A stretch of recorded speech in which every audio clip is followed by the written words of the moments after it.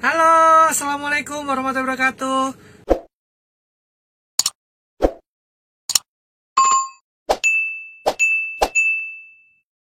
Apa kabar Sobat NN? Semoga kita selalu dalam keadaan sehat walafiat, amin. Nah, untuk di akhir tahun 2020 ini, keluarga NN akan berencana, kita akan explore atau kita akan berwisata ke Jogja. Ya, sebuah kota dengan wisata yang luar biasa banyak pilihannya, dan juga jangan lupa kuliner di sana itu sangat istimewa. Nah, untuk kali ini kita akan buat dulu video tentang apa aja sih yang harus kita persiapkan ketika kita ke Jogja, mulai dari budgeting, kemudian merencanakan tempat wisata, sampai beberapa persiapan yang harus kita siapkan terlebih dahulu ketika musim hujan itu datang. Karena kebetulan kita kan liburan di bulan Desember. Saya rasa takutnya kalau kita tidak membuat plan cadangan, nanti ketika hujan turun semua rencana berantakan. Tapi kalau kita sudah planning, maka segala sesuatunya bisa kita antisipasi. Dan untuk liburan kali ini kita memang spesial buat vlog series Jogja, itu sekaligus dengan tempat-tempat wisata maupun kondisi-kondisi penginapan yang sekiranya nyaman untuk nenek dengan kursi roda. Jadi vlog series Jogja kita ini jangan sampai kalian lewatkan. Stay tune, ikutin terus perjalanan kami. Buat kalian yang pengen ngebahagiain orang tua dengan kursi roda agar tetap bisa jalan-jalan, maka bisa tonton video vlog series Jogja. Jadi untuk video yang pertama ini kalian bisa simak untuk kupas biaya dan juga plan tempat wisata. So, check it out!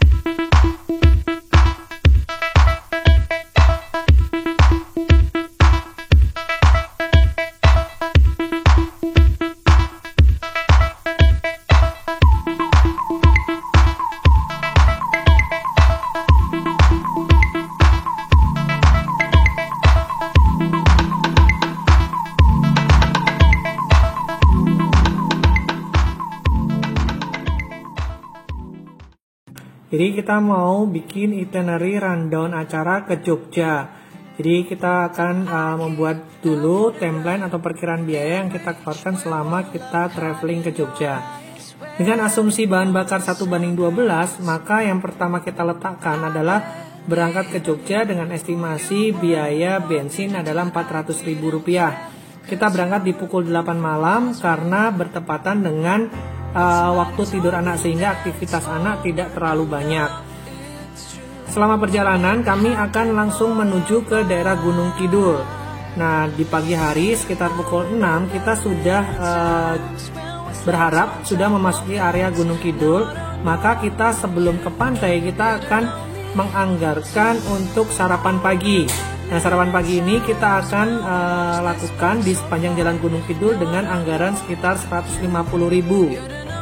Dan selama perjalanan tadi kita juga melewati tol Bekasi sampai ke Solo, di mana biaya e-tolnya untuk PP itu sekitar Rp900.000. Kita sudah letakkan di hari pertama kita berangkat. Untuk tujuan yang pertama itu kita akan menuju ke Pantai Slili. Jadi beberapa tahun yang lalu kita sudah pernah ke Pantai Slili. Ada nilai lebihnya di mana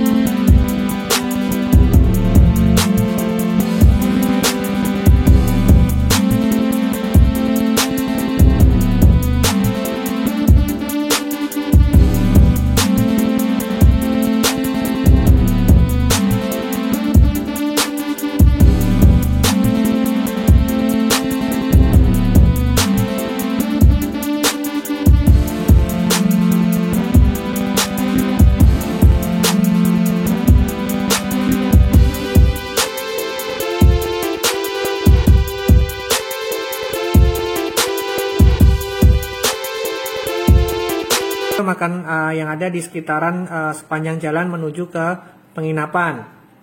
Nah, sebelum kita check-in di villa itu kita akan mampir dulu membeli beras, telur, karena kita memang tinggalnya di rumah sehingga bisa masak sendiri.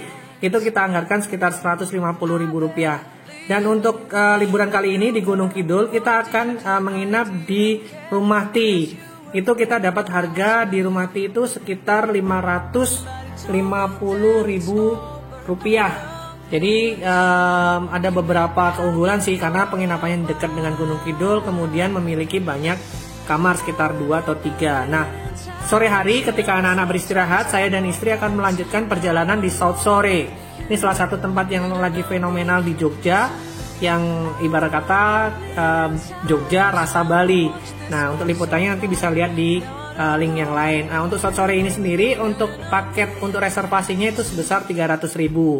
Untuk makan malam kita tidak anggarkan karena kita sudah belanja bahan-bahan untuk yang diolah di villa. Oke, lanjut di hari kedua di Jogja, itu kita akan memulai kegiatan dengan sarapan pagi. Nah, karena sarapan paginya masih ada bahan-bahan yang kemarin bisa diolah, jadi saya tidak paling hanya anggarkan sekitar Rp100.000. Lanjut, tujuan kita pagi ini adalah berangkat ke Gembira Loka. Nah, selain Gembira Loka ada beberapa choice. Saya akan meletakkan Kids Fun sebagai cadangan. Jadi tinggal kita akan pilih mana yang lebih worth it untuk anak-anak. Untuk estimasi biayanya saya anggarkan di Rp400.000. Kemudian setelah bermain di Kids Fun atau Gembira Loka, kita akan melakukan makan siang di Lele Mbah Marto. Itu dengan anggaran kurang lebih Rp150.000. Lanjut, setelah makan dari Mbah Marto, untuk hari yang kedua ini kita akan menginap di rumah unik yang ada di sekitar Jalan Magelang.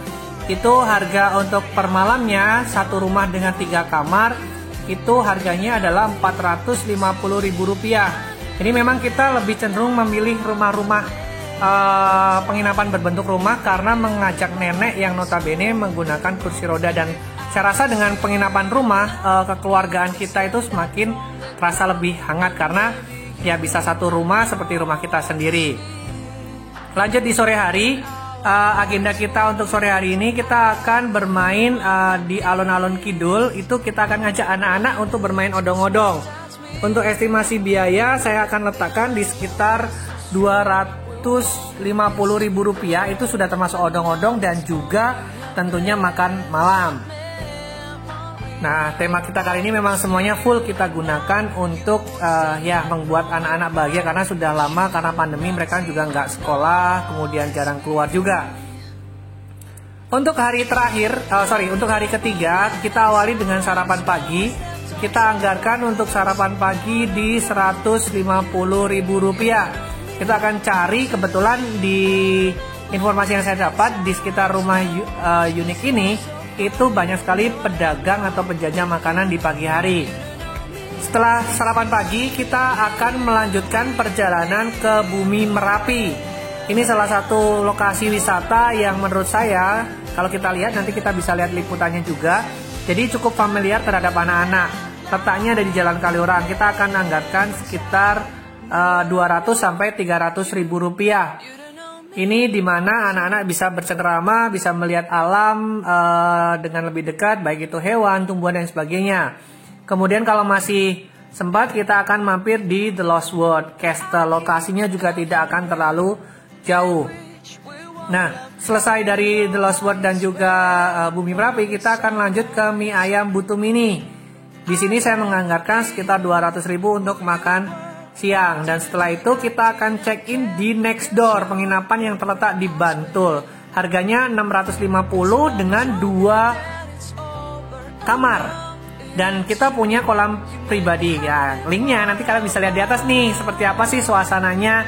Dan di sore hari kita akan berenang, dan di terakhir malam hari rencananya kita akan pergi ke Taman Pelangi dengan anggaran kurang lebih Rp200.000 dan makan malam di sekitar Rp200.000. Jadi untuk perjalanan ke Jogja ini, karena kita lakukan di bulan Desember, saya pun juga mempersiapkan beberapa alternatif wisata kalau hujan tidak bersahabat. Jadi kita akan mencari tempat-tempat wisata yang sekiranya anak-anak masih tetap bisa berwisata dan bersenang-senang. Ada beberapa pilihan untuk wisatanya. Ada yang pertama adalah Jogja Airport Resort, Jogja Airport. Jadi kita makan di dalam pesawat. Ada The Walik, kemudian ada The Arca, dan yang terakhir ada The Mata. Jadi ketika hujan itu turun, kita tetap bisa mengajak anak-anak bermain tanpa harus takut terkena hujan. Jadi itu sekitar perjalanan, mungkin rencana perjalanan kita. Jadi buat teman-teman yang akan pergi ke Jogja, mungkin ini bisa dijadikan sebuah acuan bahwasanya untuk wisata ke Jogja ya kurang lebih estimasi dengan 6 orang, 4 dewasa, kemudian 2 anak dengan menggunakan mobil pribadi. Total dari semua yang saya jelaskan tadi kurang lebih ada sekitar butuh dana yang dikeluarkan adalah sekitar 5,9 juta. Itu dia ulasannya, dan kita akan coba update di yang berikutnya.